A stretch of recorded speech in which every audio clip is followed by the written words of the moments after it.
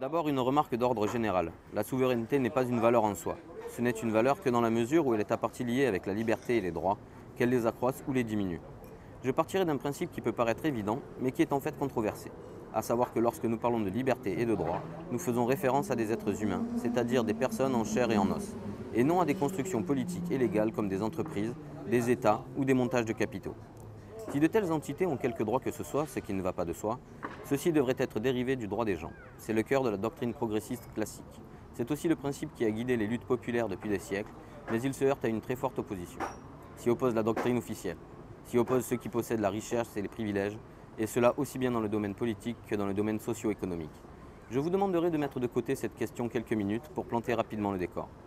Dans le domaine politique, le slogan classique est « Souveraineté populaire dans un gouvernement du peuple, par le peuple et pour le peuple ». Mais la structure en place est bien différente. Selon la structure en place, le peuple est considéré comme un ennemi dangereux. Il doit être contrôlé pour son propre bien. Ce qui nous ramène des siècles en arrière aux premières révolutions démocratiques modernes, dans l'Angleterre du XVIIe siècle et dans les colonies nord-américaines au siècle suivant. Dans les deux cas, les démocrates furent vaincus, pas complètement et certainement pas pour toujours, loin de là. Dans l'Angleterre du XVIIe siècle, une grande partie de la population ne voulait être gouvernée ni par un roi ni par un parlement. Ces deux-là sont, dans la version traditionnelle de la guerre civile, les deux adversaires. Mais comme dans la plupart des guerres civiles, une bonne partie de la population les rejetait l'un comme l'autre.